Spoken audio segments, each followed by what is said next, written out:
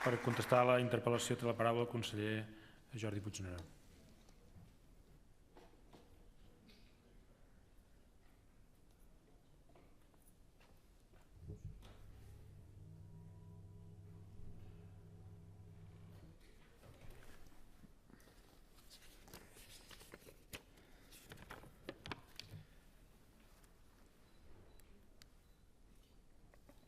Gràcies, president. Molt bon dia, diputats i diputades. Moltes gràcies, diputada Geis. Miri, en primer lloc, agrair-li que em permetin avui poder explicar des de la perspectiva del govern com enfocarem aquest repte de la revolució digital. Penso que, vista la importància i la transcendència que té en aquests moments, en aquest segle, que serà digital i ciutadà, poder disposar de polítiques digitals i poder-les explicar i que en aquest Parlament es puguin debatre, crec que són debats que haurien de produir-se més sovint en aquest Parlament. Ho dic perquè és la primera vegada que després de 4 mesos tinc la possibilitat de poder fer una intervenció en aquest sentit. Mireu, deia un dels grans de la literatura espanyola, Jorge Luis Borges, que les coses passen ara, però que no les entenem fins molts anys després. Avui, per exemple, entenem la importància que van tenir des de la màquina del vapor o el descobriment de l'electricitat en el que van ser la primera i la segona revolució industrial. Revolucions que van tenir un impacte molt important al nostre país i que avui en fem vanguarda i n'expliquem, per dir-ho així, la importància que va tenir en el nostre país, a diferència del que va succeir en aquest cas a l'estat espanyol. Això que vam viure i que ara entenem de la seva importància és el que també estem visquent ara. Aquesta nova revolució, en aquest cas la quarta revolució industrial, la revolució digital, segurament d'aquí uns anys entendrem de la importància que tenen algunes de les iniciatives que potser avui encara no són molt comprensibles. I per tant, en aquest sentit, penso que hauríem de posar tots els sentits. Mireu, i per tant, deixar de referir-nos a aquesta revolució com una matraca, com han fet alguns diputats o com ha fet algun diputat d'aquest Parlament. Mireu, el govern té un pla.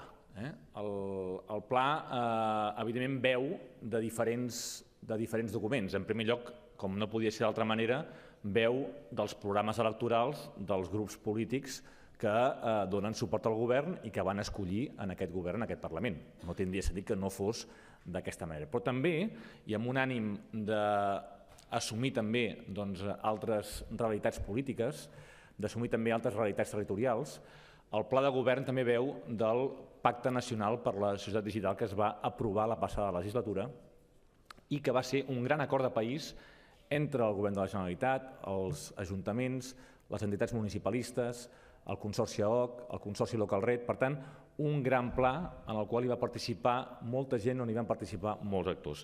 Amb aquesta visió transversal, també territorial, hem volgut, diguéssim, edificar les bases del pla de govern d'aquest govern, que es basa en cinc grans eixos. El primer està relacionat amb la ciutadania, perquè tot això ho fem pels ciutadans.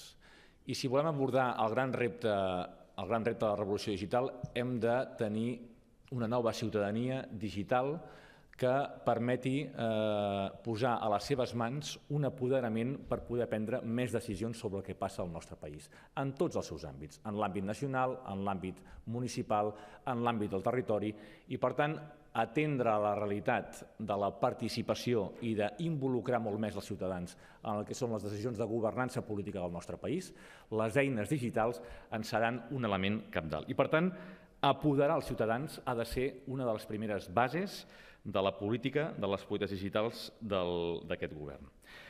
Evidentment també polítiques de capacitació digital, perquè si no els formem, si no des que som ben petits ajudem els nostres nanos i nanes a desenvolupar-se en aquest entorn digital, segurament tindran menys oportunitats laborals en el futur. I per tant, la formació, l'educació en aquest àmbit, nosaltres no estem a favor de prohibir els mòbils a les aules, tot el contrari, el que hem de procurar és que s'utilitzin bé, perquè seran les eines que utilitzaran en el futur i, per tant, no podem tenir una política, en aquest cas, de prohibició, sinó de regulació. I aquí hi ha diferents programes que estem impulsant des del programa STEMcat, conjuntament amb el Departament d'Educació, com també el Bitbot.cat, de cara a les extraescolars, o també totes les polítiques relacionades amb l'àmbit de la dona. Aquest és un sector eminentment masculí fins ara. Volem revertir aquesta situació. El sector de les TIC no pot prescindir del 50% del talent de la seva societat. Això seria un fracàs com a societat. I, per tant, aquí veureu i estem veient diferents polítiques actives en l'àmbit de foment de la incorporació de la dona en aquest àmbit tan important i estratègic pel nostre país. I, finalment, també protegir els nostres ciutadans, perquè els fets que van ocórrer les setmanes abans de l'1 d'octubre, on vam veure webs tancades, on vam veure informàtics empresonats, això no pot tornar a ocórrer en el nostre país.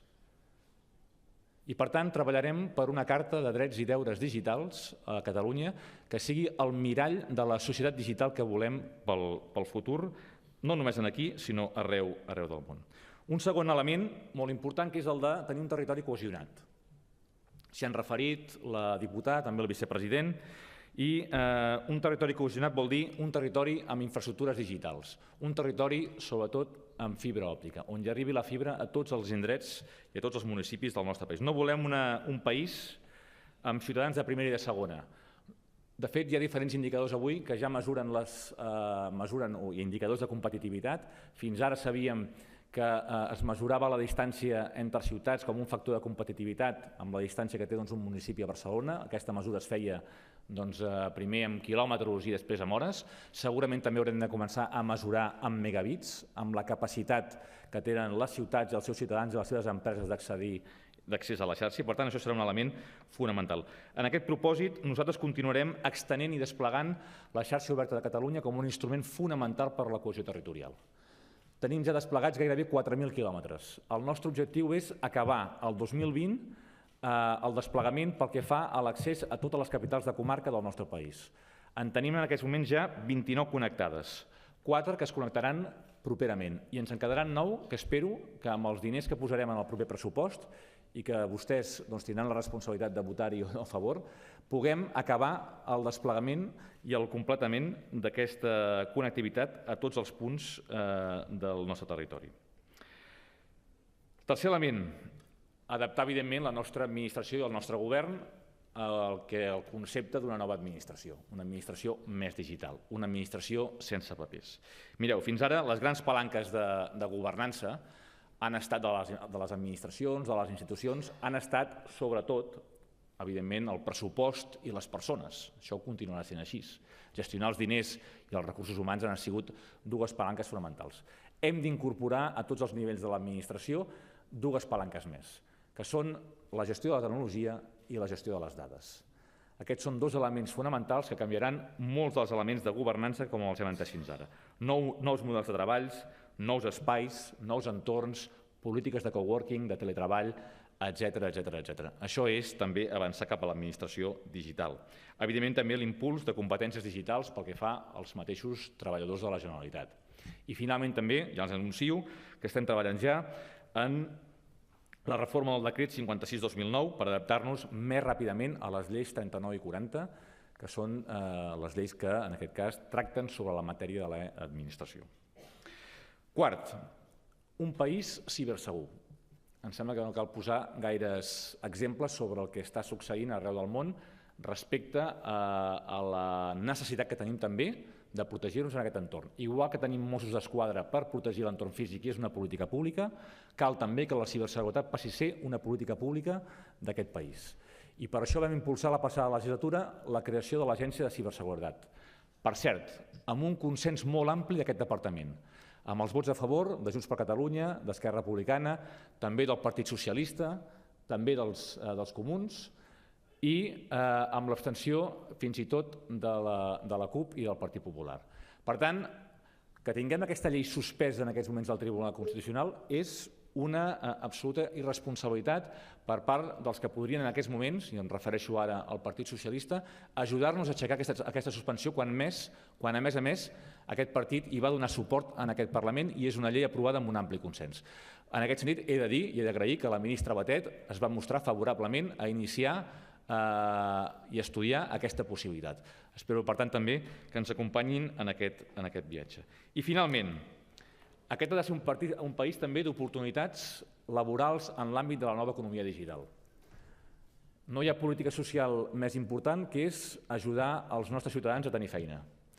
I, per tant, invertir en un ecosistema d'innovació al nostre país, en un espai referent pel que fa a les polítiques digitals, en ser un hub digital a nivell del sud d'Europa, penso que també ha d'estar en l'ADN de les polítiques digitals. Per això treballarem amb molta intensitat en el suport als centres tecnològics de referència en aquestes tecnologies digitals. Estic parlant de tecnologies referents, per exemple, a internet, el Centre de Visió per Computador, el Centre de Telecomunicacions de Catalunya, el Barcelona Supercomputador, fomentant també esdeveniments i impulsant esdeveniments encara amb més força, com pot ser el Mobile World Congress. Per tant, una política activa en l'àmbit de les polítiques digitals que espero que tingui el suport d'aquest Parlament a través del Pacte Nacional per la Societat Digital, que ja és un instrument que ens hem dotat la passada legislatura i que espero que falta només, tot i que vam fer ja les reunions per incorporar des d'aquesta perspectiva del Parlament, acabi també sent ratificat per aquesta cambra. Moltes gràcies. Gràcies, senyor Puigneró. Per fer la rèplica